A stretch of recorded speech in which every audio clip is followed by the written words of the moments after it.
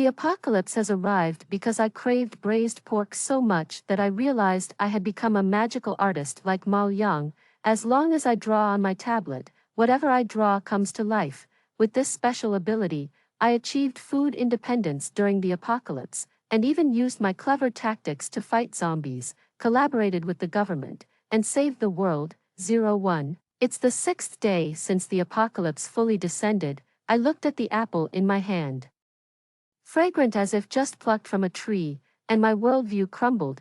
My name is Sophia. 6 nights ago, the government issued an emergency broadcast announcing the apocalypse, with some humans mutating and becoming aggressive. They advised residents to stay silent and avoid unnecessary travel. As a timid homebody, I survived until today on 2 packs of snail rice noodles and 4 packs of turkey noodles. However, just now, I ate the last pack of turkey noodles in my cupboard. All that's left at home is a handful of noodles and half a bag of rice. Nothing else. Tears of pain streamed down my face. It wasn't hunger, but craving. I craved cheesy corn, chicken gravy, mashed potatoes, black pepper beef tenderloin, spicy braised chicken, braised ribs, vinegar sauce fish, and I also wanted apples, bananas, grapes, pears, if possible. Some fresh vegetables would be nice too. I'm constipated from eating junk food and pure carbs every day. Whimpering, stop the sadness. Conserve energy. The pain reminded me of the ancient wisdom of drawing cakes to satisfy hunger and looking at plums to quench thirst. I took out my tablet, found my drawing app, and launched it. Casually, I drew a big apple. With my elementary school level drawing skills, drawing a big apple was no pressure at all. Staring at the screen, tears rolled down my cheeks as if I could already smell the apple's fragrance. If only it were real. Whimpering. My longing for food made it hard to continue drawing. I saved the image and closed the tablet. Sigh. If I could turn back time, I would tell the apples I spoiled last week that I loved them. Suddenly, a flash of white light, an apple, lopsided, appeared before me, its shape oddly familiar. Had my drawing come to life? 02. Unexpectedly, after the apocalypse began, I acquired a special power. My drawings could become reality, yes, just like the legendary Mal Yang. It seemed a bit eerie for such a thing to happen in a material world, but considering zombies had also appeared, I accepted it quite well. After an afternoon of experiments, I began to understand the rules of using this ability. Only drawings made on the tablet worked. Drawing on paper was ineffective. After saving the file, the drawn items would appear in real life. Saving the same file repeatedly would produce a physical object each time. I was thrilled. No more starving for me. That afternoon, I drew several apples, oranges, and bananas and delightedly had a fruit feast while optimistically looking forward to a better life ahead. I quickly charged my tablet. Forget about chasing TV dramas. From now on, it's all about enjoying delicious food. However, the next afternoon, I realized something wasn't quite right. The food only became real if the drawing resembled it, but with my first grade drawing skills, I could at best draw apples and bananas, but one can't live on fruit forever. I really wanted to eat braised pork. Whimpering, after an afternoon of drawing on the tablet, I ended up with a bowl of rocks and some unrecognizable shapes. This wasn't working. My craving for food sparked an idea. I might not be able to draw, but others can. I quickly opened a video website and searched for tutorials on how to draw braised pork. 10 minutes later, me, QAQ. Half an hour later, me, QAQ. Drawing isn't as simple as wanting to draw and being able to draw, fortunately. Heaven never fails those who love to eat. After 2 hours of studying, I had before me a bowl of succulent braised pork belly in a bowl of rice. With the document saved, I now possessed an endless supply of braised pork and rice. That evening, eating the long-missed braised pork mixed with rice, I shed tears of joy. I felt invincible in this apocalyptic world, confident that as long as I had food, I could happily stay indoors forever. Day 7 of the apocalypse, the day after I had a full meal. A sudden power outage caught us all off guard, and there was still no sign of its return. 2 hours later, the neighborhood was in uproar. In our country, you can always trust the government machinery, despite some minor disturbances. No major chaos had occurred since the apocalypse began, at least in the first 2 difficult days of fighting off zombies. Our neighborhood remained safe. The biggest concern for the ordinary people now was food, but after the viral epidemic in previous years, who didn't have a stockpile of rice, flour, oil, and salt, we could survive half a year without leaving our homes, and in dire situations, we could even call for rescue. But now, the sudden loss of electricity, a system that was supposed to be responsive all year round even in typhoons or earthquakes, was gone, with zombies roaming outside. Who would dare to go out and fix it? Without electricity, we couldn't cook, light up our homes, access the internet, or communicate. Countless terrifying scenarios flashed through my mind. The cries and screams in the neighborhood made me feel like everyone was breaking down. I was breaking down too, because I had experimented too much yesterday. I forgot to charge my tablet before going to sleep, and now it was about to die. If only I had known this was all a dream. I woke up feeling deeply moved. No, I had to let fate know that I wouldn't give up. The spirit of eating never dies, even without electricity, racking my brains. I suddenly thought of someone who could definitely solve the problem. With a bowl of braised pork covered in a bag, I stood at my neighbor's door, knocking while cautiously looking around. This was the 12th floor. Surely there couldn't be any zombies. I hadn't heard any noise these past days. The door cracked open slightly, revealing a hooded black hoodie and a pale, thin face underneath, resembling a vampire. Cough, cough. I coughed lightly. Neighbor, do you have a power bank? He blinked. Silent, I quickly pushed forward the braised pork I was holding, mimicking a scalper's tone. Braised pork in exchange for a fully charged power bank. Deal.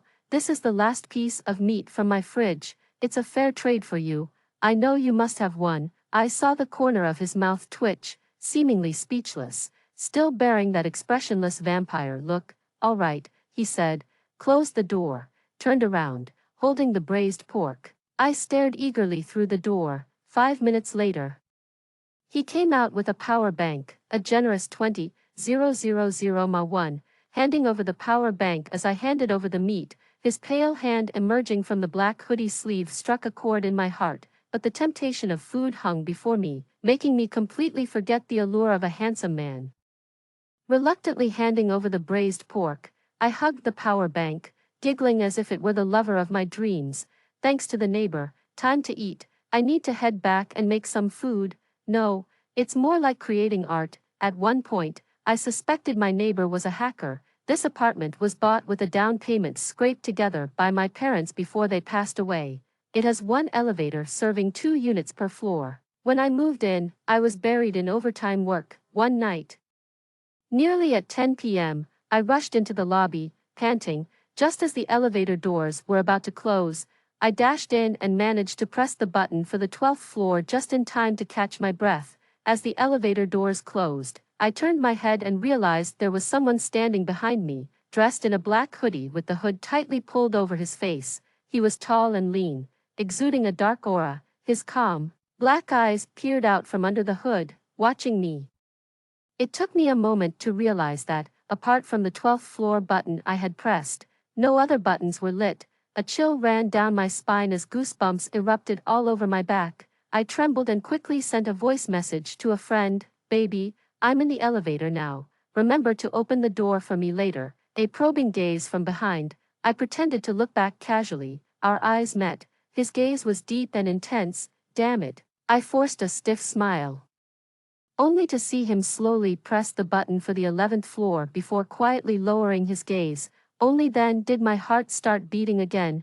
I held my breath as the elevator stopped at the 11th floor. As expected, he stepped out, scared the hell out of me. Watching the elevator doors close, I breathed heavily. As soon as it reached the 12th floor, I rushed out, but something felt off, and my steps faltered. Suddenly, I heard faint footsteps from the fire escape. I cursed my ears. In an instant, scenes from various thriller and horror movies flashed before my eyes. Trying to maintain my composure, I continued speaking into my phone. Baby, I'm almost at the door. Come and get me. I'm so tired. The footsteps behind me stopped. With the speed of lightning, I dashed into my apartment, locked the door, and peered through the peephole while composing an emergency text, ready to send. 10 minutes later, he appeared in the hallway. My eyes widened as I watched him stop in front of the next door. pull out his keys, and open it. The next day, I found a basket of fruits from the community clinic at my doorstep, with a card that read, "Sorry, the handwriting seemed a bit cramped." This neighbor had left a deep impression on me, making me involuntarily pay attention to him. He was a nocturnal creature, pale as if never seeing the sun, always wearing a hat that obscured his face. Occasionally, mysterious people would quietly visit him, peeking through the peephole.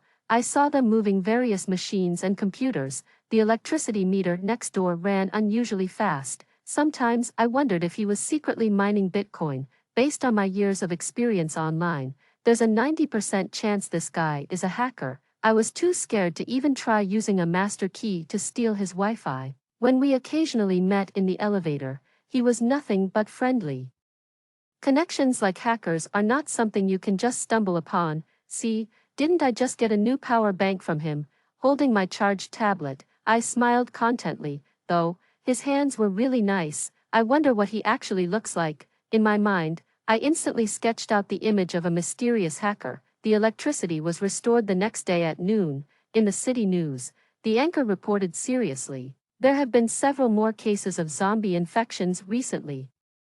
Many regions have experienced localized paralysis, and the government and military are working hard to restore order, urging the public to reduce outings and take protective measures. The government will soon coordinate the supply of materials. Various opinions are expressed in the homeowners group, theories about suicide, fleeing, blaming other countries, divine retribution to humanity, and the idea that since we are all going to die, we might as well rebel. Honestly, the fact that we've managed to remain calm up to this point is a testament to the efficient operation of our society and the silent cooperation of the people. In the first 2 days of the apocalypse, many lost their loved ones, and to this day, everyone's mental state is stretched to the limit. I held my tablet, hesitating for a long time. When one is poor, one looks after oneself.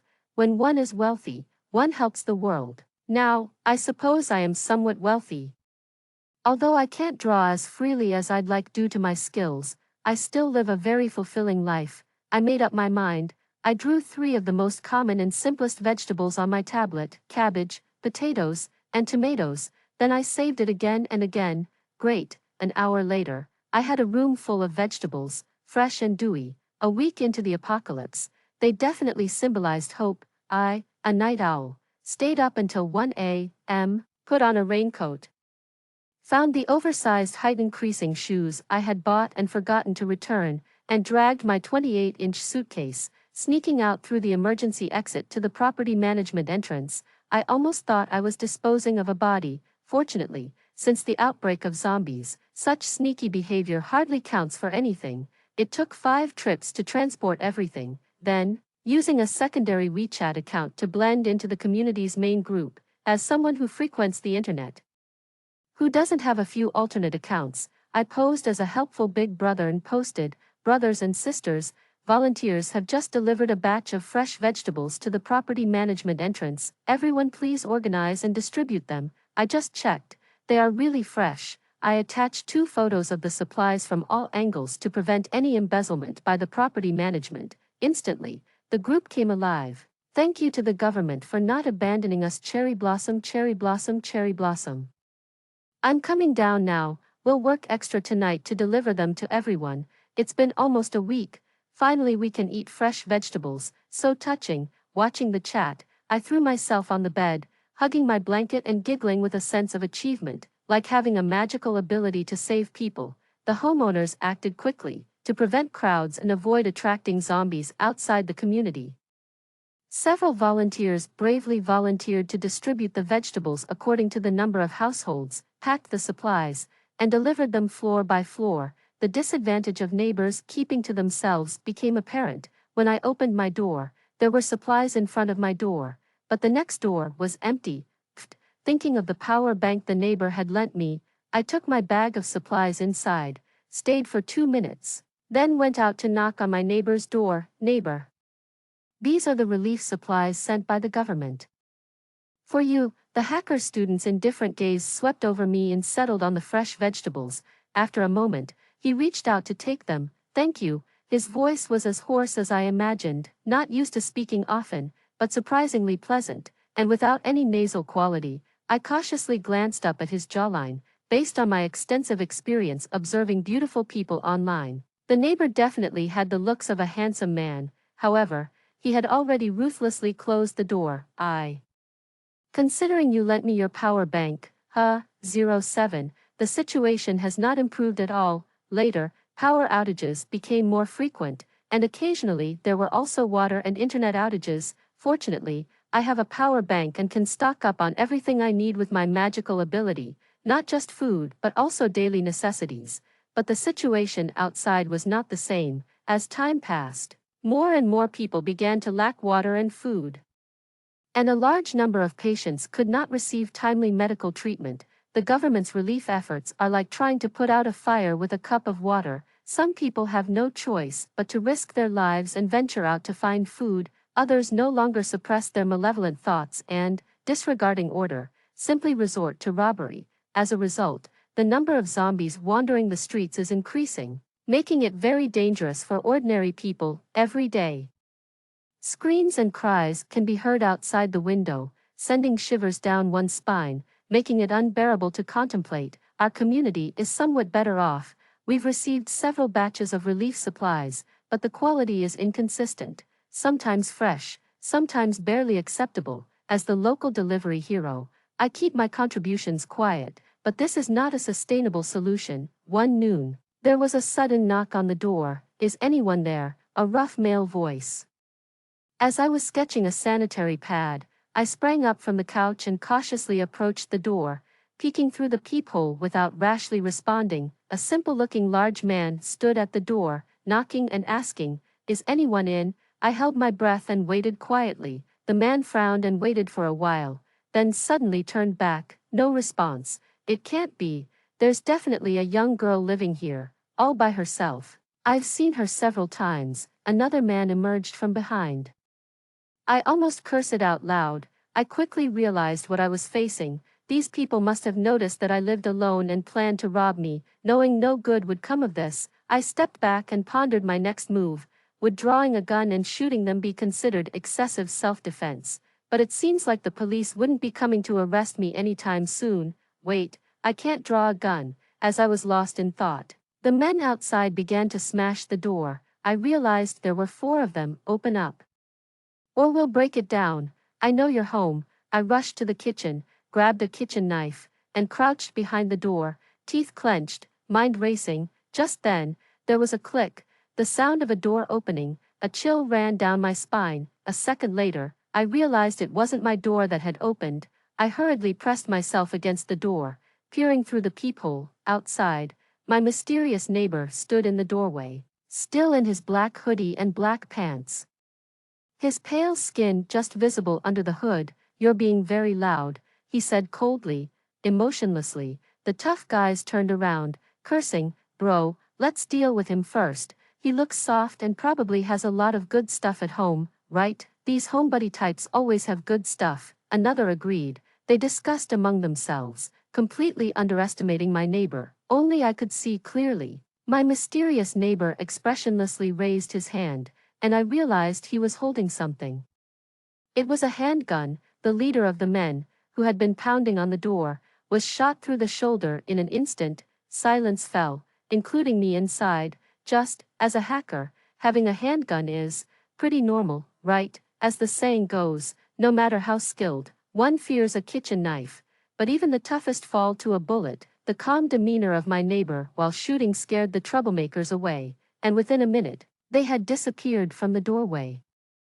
I could no longer pretend to not be at home, so I cautiously opened the door and peeked out.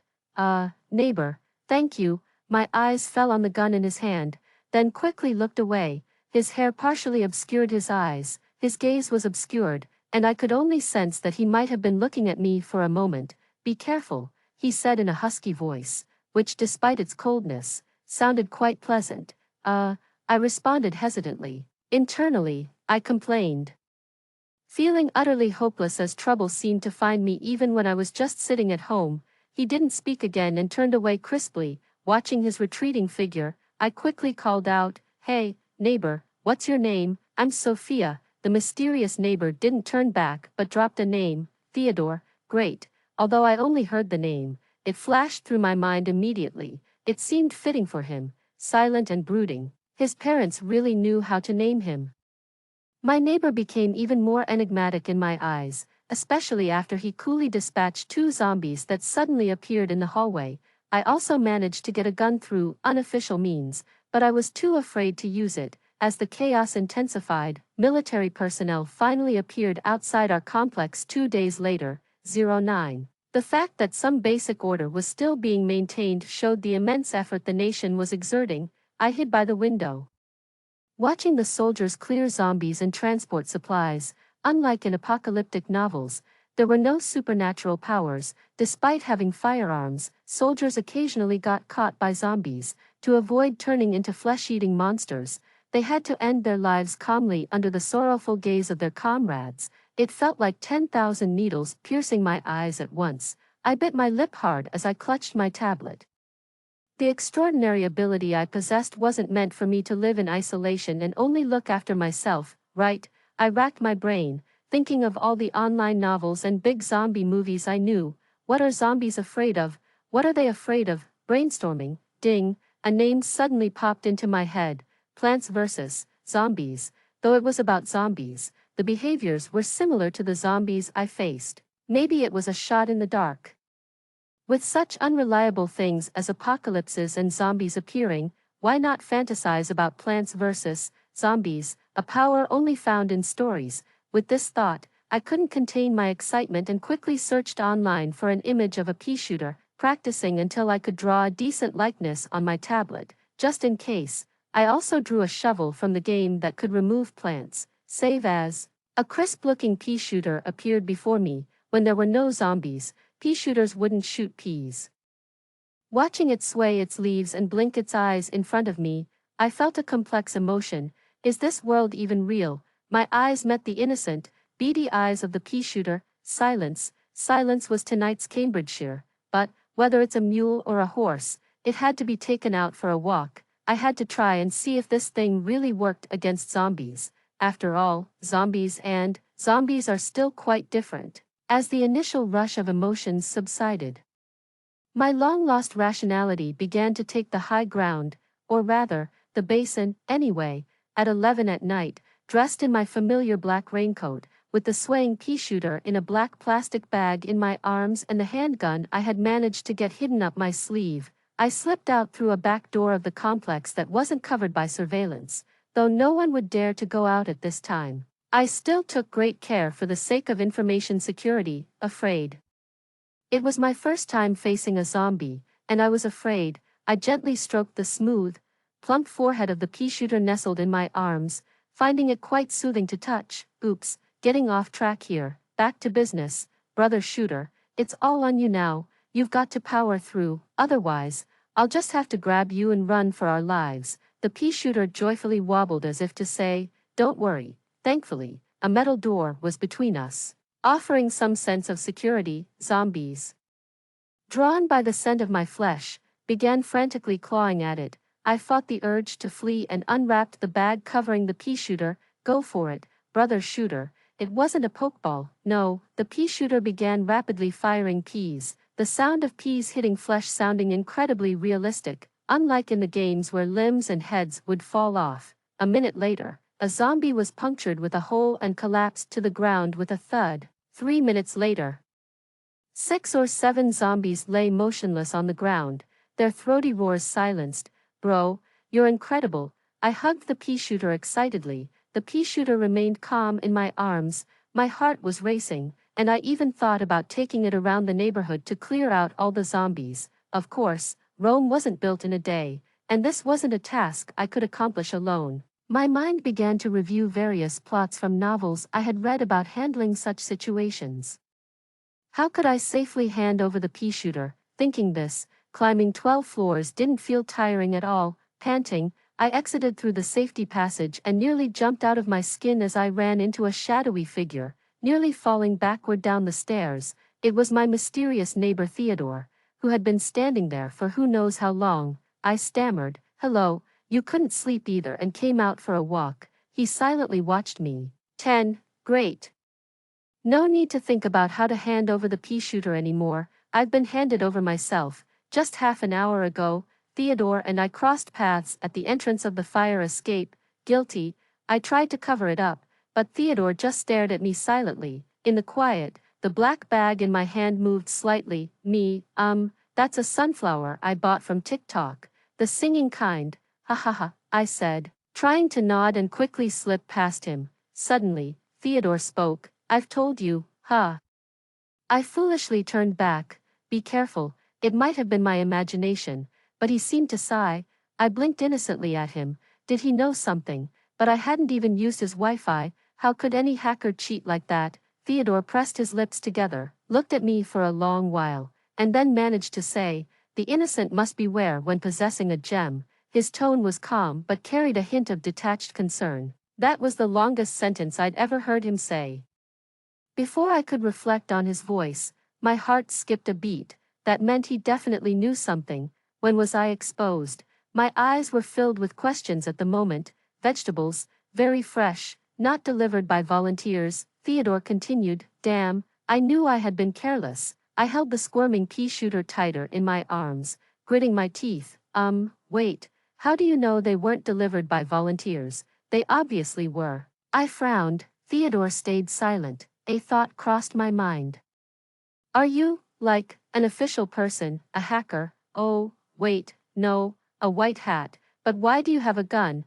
Are you an undercover cop? Suddenly, I became the one incessantly asking questions. Theodore, seeing his reaction, I was almost certain of my suspicions. His gaze softened, almost like the wolf grandmother luring Little Red Riding Hood. Let me confirm your identity first, and I won't lie to you. I'll tell you something very important. After pondering for a moment, Theodore pulled out an identification document. Me, to think that the mysterious big shot lives right next to me. Theodore, I need your help. Use your authority to put me in touch with the highest level person you can access. I have something that could change the fate of the world. I had the sly look of a ticket scalper. An hour later, Theodore and I, along with two uniformed and gloved workers, were sitting face to face in my living room. 10 minutes earlier, I had verified their identities to ensure they were absolutely trustworthy. Everyone, what you're about to see might overturn your understanding, but don't be shocked, and don't think this is just a dream. After all, if something as unscientific as zombies can appear, it wouldn't be strange for other things to exist. I looked at them seriously, starting with a disclaimer. The two special department workers sat upright, intently focusing on what I held in my hands, nodding earnestly. Theodore, meanwhile, remained expressionless. I cleared my throat and swiftly uncovered a black plastic bag. A wobbly pea shooter appeared before us. At first glance, it looked like an ordinary figurine, until the pea shooter blinked and shook its leaves, causing the workers' expressions to visibly crack. Don't judge it by its current appearance. When there are zombies, it will keep shooting peas until it kills them. Have you played Plants vs. Zombies, workers? I awkwardly scratched my head. I'm really not joking. In fact, I drew this myself. 8 days ago, I discovered that I had this superpower. I pulled out a tablet to show them, as an apple materialized out of nowhere. The workers were momentarily stunned, but clearly, they were well trained. They soon said to me, "Ms. Lin, your abilities are very important to us. Could we invite you to come with us? We will ensure your safety and provide appropriate compensation." That was easier than I expected. I nodded. No problem. One worker turned to Theodore. Theodore, could you also come with us? The organization places great importance on your safety. Theodore, who had been sitting calmly on the couch the entire time, thought for a moment and then nodded his head. So, under the cover of night, we left the neighborhood in an official vehicle. On the way, I slightly opened the car window to demonstrate the pea shooter's attacking capabilities. Immediately, the workers' gazes towards me heated up. "Ms. Lin, we are very grateful for your help to the nation." I blushed and instinctively responded, "Serving the people." As soon as the words left my mouth, I awkwardly covered my face. Later, I learned Theodore's true identity. Turns out, he was a cybersecurity consultant for the special department, overly introverted, working remotely from home for a long time, as someone who had been a corporate slave for half a year after graduation. I shed tears of envy, so that's why there were so many strange machines in his house, and why I occasionally bumped into mysterious people at his door. It turned out he had noticed something off about me the day I traded him the braised pork, but he never said anything. He even had 2 small generators at his home. I felt like I had made a bad trade with my power bank. The workers led us to an office and indicated that we should wait. I noticed Theodore had been covertly examining the pea shooter in my hand all the way, and a mischievous idea crossed my mind. Do you want to touch it? I teased him like a quirky aunt might. Theodore remained silent, his gaze deep and distant. How about you pull down your hood and I'll let you touch it? I suggested. No response. I persisted. Come on, we're insiders now, aren't we? Just pull down the hood. There's no one else around. It's plump and nice to touch. Kind of like a succulent but thicker. Have you ever touched a succulent? A minute later, Theodore pulled down his hood. Under the light, I saw his face in full for the first time. He was, truly, incredibly handsome. His face was pale, his features exquisitely delicate, resembling a BJD doll. His eyes were pitch black, his thin lips slightly pursed, making him look young, belying his 27 years. His eyelashes were long, fluttering slightly, giving him an uneasy appearance. A sense of fragility hit me, and looking at him, I could imagine 1,000 TV dramas, his clear eyes stubbornly fixed on me. I hurriedly handed over the pea shooter. Here, touch it. He carefully reached out, lightly touching the leaves of the pea shooter, his eyes subtly lighting up. His slender hands were beautiful, the skin pale with a hint of veins showing through. How about that? Feels good, right? I asked. He didn't speak, but his eyes said it all. My gosh. Why is he so adorable with and without the hood? The old rogue in me awakened. Since I had already abandoned shame, I might as well go all the way. By the way, you have beautiful hands, perfect for typing. How about I read your palm? I asked unreservedly. Just then, the office door opened and an elderly, imposing man walked in. I was absolutely sure he heard me. Damn, I wanted to draw a magic door and escape through it. Thankfully, a leader is a leader. He didn't bring up my embarrassing moment but instead sat down, introduced himself warmly, and started inquiring about the magic device. I sat very properly, though I wasn't much for watching the news. I had seen this leader often. I breathed deeply as we talked. The senior leader was very kind, speaking like an elder addressing a younger family member, asking me to just call him uncle. Gradually, I relaxed. That's basically it. I briefly outlined the various uses of the magical Mao Yang's brush I had discovered. Uncle nodded repeatedly. That's wonderful. This is a great thing for the people. Thank you, Sophia, for sharing this secret with the state and for everything you've done for the people. Hearing such words from a leader who deeply bowed to the populace, I was overwhelmed. During our talk, seeing the white hair on his head, I was nearly moved to tears. Since the apocalypse, countless leaders have gone gray. Facing such servants of the people, I felt only respect and shame. It was great to be able to help them. The efficiency of the state machinery is beyond doubt. Under the state's arrangements, I soon moved into the base, quit my job without any backup, and after 3 months, without the grind of daily life, I successfully landed a position as a civil servant. I lead a research team, with Theodore serving as both assistant and security consultant, and our deputy leader is an art expert. I suspect Theodore joined us for a reason. I really wish Uncle could forget the words he heard when he entered. A single mistake can lead to lifelong regret, yet, I've come to realize just how capable Theodore is. Though he speaks little, the whole research team operates efficiently under his coordination. Our tests revealed that this special ability works exclusively with a specific tablet and stylus and is effective only for me, useless to others. Fortunately, my cheat has 2 backdoors. There's no cooldown time. The finished drawings can be infinitely reproduced through the save as function. That should suffice. After studying plants versus zombies for a long time, we finally selected a few typical plants: pea shooter, ice pea shooter, and dual pea shooter, among others. Under the guidance of the art expert, my drawing skills have improved daily. Indeed, professional matters require professional guidance. While we were discussing the plants we created, Theodore just sat quietly beside us, intently watching the plants shoot peas. Ever since he took off his hood in front of me, He rarely wears it.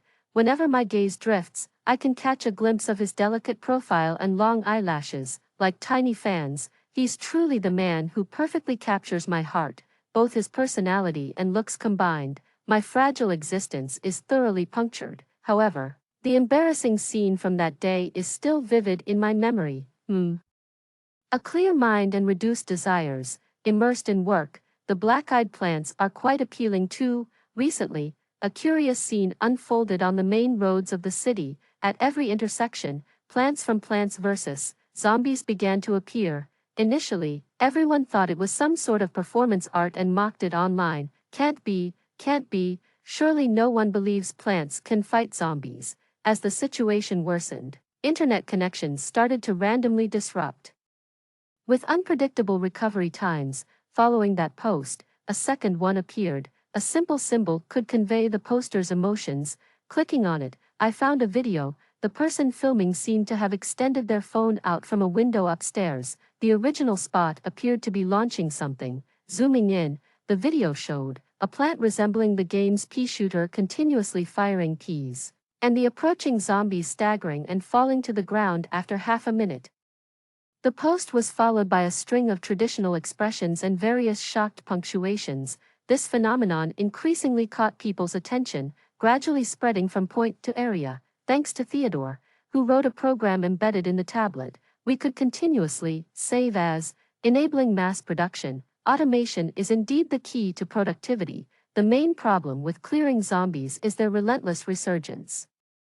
Always migrating from one area to another, it's like trying to stop the spring wind or a resurgence of wildfire. But now, with a 24/7 guard that, unlike in the games, zombies don't eat, the areas with plants are once cleaned, become very safe. The only concern was whether someone might kidnap the plants to use them as personal bodyguards at home. This issue was also resolved as Theodore developed a chip implanted at the base of the plants that triggers an alarm if the plants are taken home.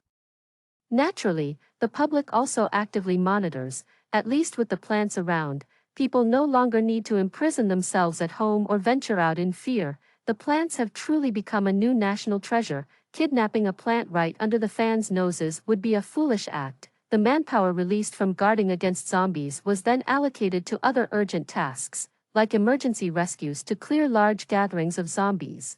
After our team's discussion, we drew a cherry bomb. But due to its nature of exploding upon deployment, when going on missions, I must be involved. The corn cannon could be used solely by the rescue team, but since we're unsure how to retrieve it and are concerned about the unknown effects of using it blindly, we decided against it. I'm sorry, but the cherry bombs are incredibly effective. They obliterate everything, including the zombies, on the spot. The remaining scattered zombies can safely be dealt with by people. All tasks are progressing steadily and improving. For a moment, the gloom brought by the zombies is gradually being cleared away.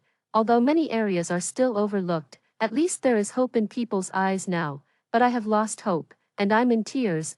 God knows why I, a clerical worker, have to undergo physical training. My leader has a very good reason for this. Sophia, you need to go to the site for missions. The situation on site can be very complex, and you never know when danger might occur. Therefore, you must strengthen your training to ensure your safety first. Understand? Well, my leader is absolutely right. It feels like waking from a dream that still moves me long after. The last time I had such a nightmare was during the 800-meter physical test in college. Yet these two scenarios are not even comparable, unfortunately. The instructor is a master specifically brought by my leader, and the tasks set are at my limit. I can complete them only by exerting my utmost effort, pushing both my physical and mental boundaries. If I slack off, the instructor would look at me disapprovingly. Me, QAQ. Fortunately, I'm not the only one being pushed in training. Theodore is also gasping for air beside me, but not as desperately as a dog who's sprinted 800 meters. His head is bowed, his somewhat long hair covering his eyes, sweat dripping down, his lips slightly parted. Yet his expression remains calm. He looks so well behaved. This contrasts sharply with his cold demeanor when he's holding a gun and dealing with troublemakers at the door, but the contrast is rather endearing. I unabashedly admire his good looks. Blinking appreciatively, Theodore turns his head, picks up a bottle, opens it with one hand, and takes a sip of water. He stands up and reaches out his hand to me, up close. His hand is exactly as I imagined. Well-defined knuckles but not exaggerated, still muscular despite long hours at the keyboard. Not deformed like a pianist's, his skin is pale from being indoors, with faint blue veins visible. As clear and refined as he is, I flash him a big smile and unapologetically grab his hand to pull myself up. Despite Theodore's slender fingers, his grip feels very secure. I smile and jokingly say, "Just as I thought, really nice to touch." Theodore's lips tighten uncomfortably as he withdraws his hand. I cover my mouth, laughing. "Neighbor, I've realized you're really not what I thought." Theodore falls silent for a moment, his voice deep. "What did you think? Me, a mysterious hacker, a cold big shot?" Theodore slightly lifts his eyelids, as if questioning what's different. "Actually, you're quite shy." I cough lightly, glance at his furrowed brow, and quickly find an excuse to leave. With all this sweat, I'm off to take a shower, flirting then running away. Truly thrilling. 15. The order of the world pre-apocalypse is slowly being restored. The government publicly declared that the plants in the cities are bioweapons developed by scientists and broadcasted their effectiveness in real-world scenarios through the news, although some imaginative netizens speculated that these were the plants from Plants vs. Zombies crossing over into reality. Everyone treated it more as a joke without seriously considering supernatural possibilities. We've been racing against time these days, managing to rescue several large settlements that had fallen earlier. For instance, today, our mission was at the subway station in the capital of the southern province. Subway stations, being one of the most crowded places before the apocalypse, suffered severe zombie outbreaks. Despite the rescue team's best efforts, many were still holding on. We've developed a very coordinated combat strategy. My training has been somewhat effective. I've moved beyond just throwing cherry bombs with a tablet and am no longer just a mascot, although everyone still insists on keeping me protected in the center. After clearing all the zombies at the subway station, the team leader shouted through a megaphone, "Guys, we are the rescue team. The zombies have been cleared. Please remain cautious and slowly come out. Don't be afraid.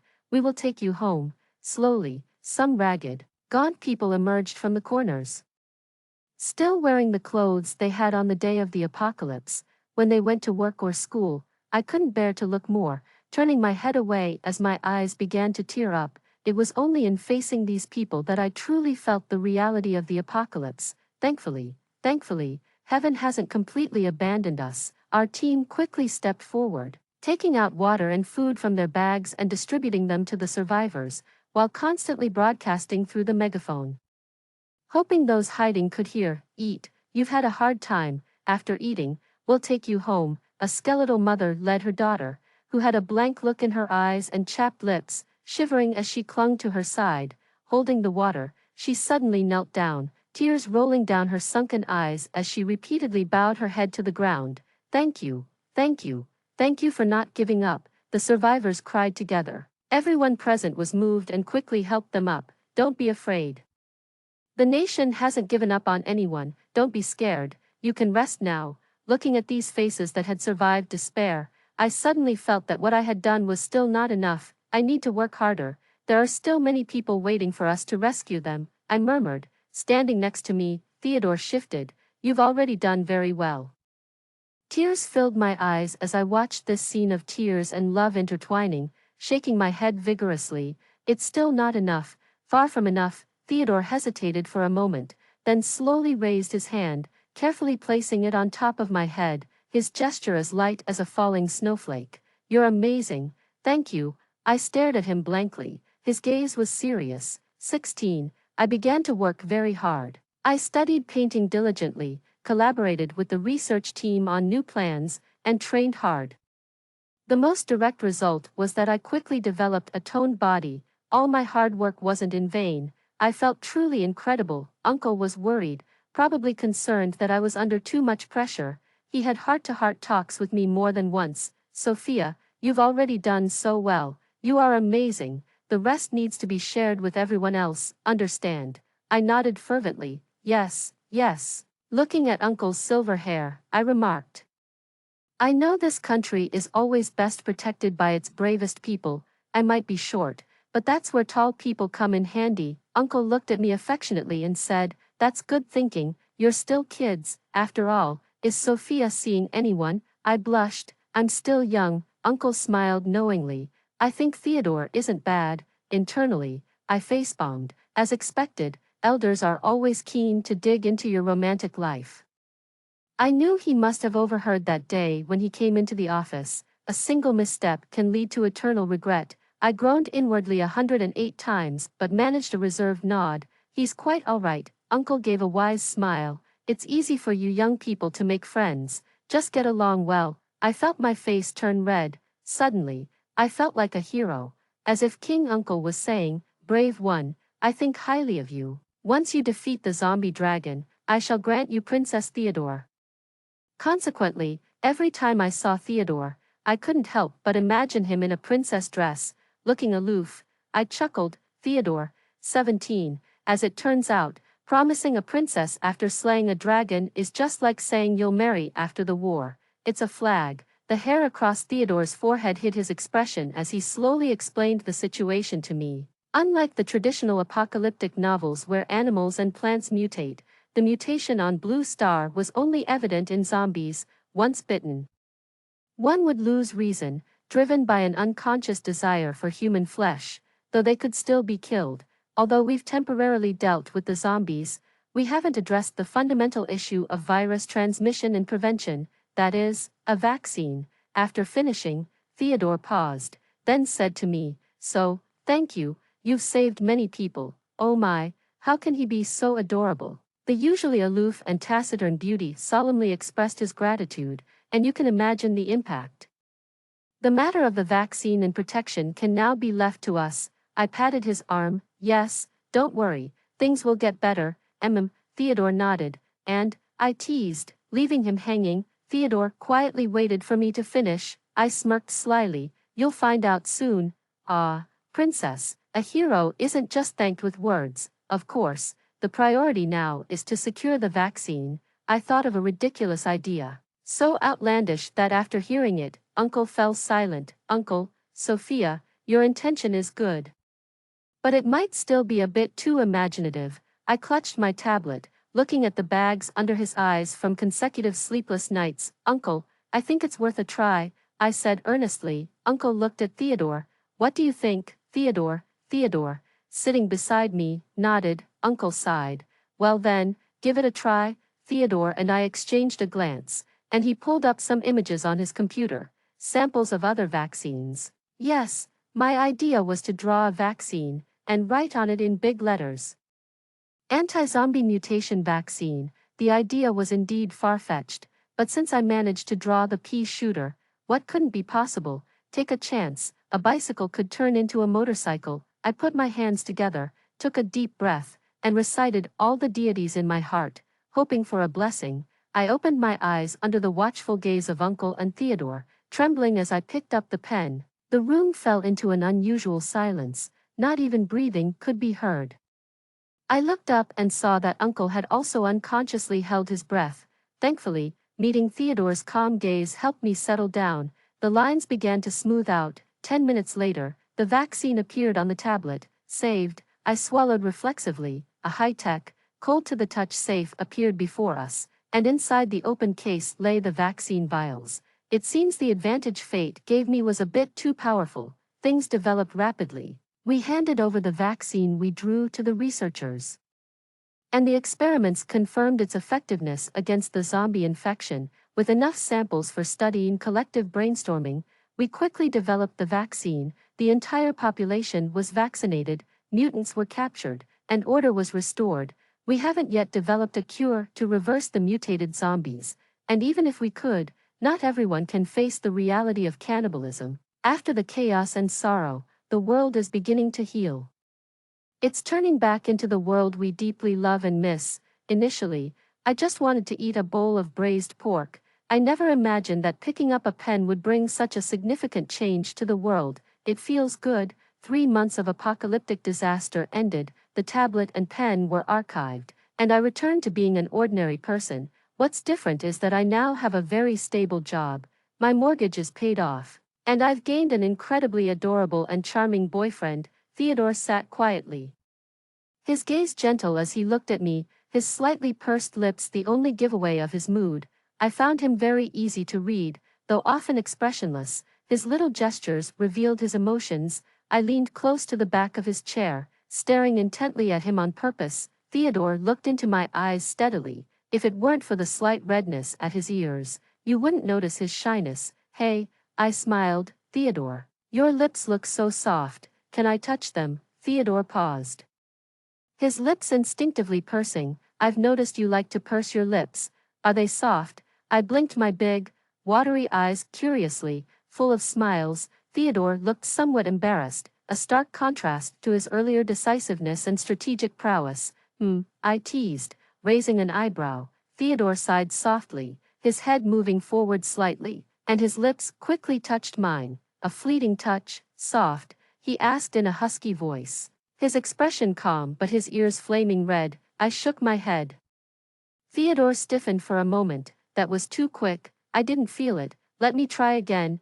Indeed, very soft. I still love this world.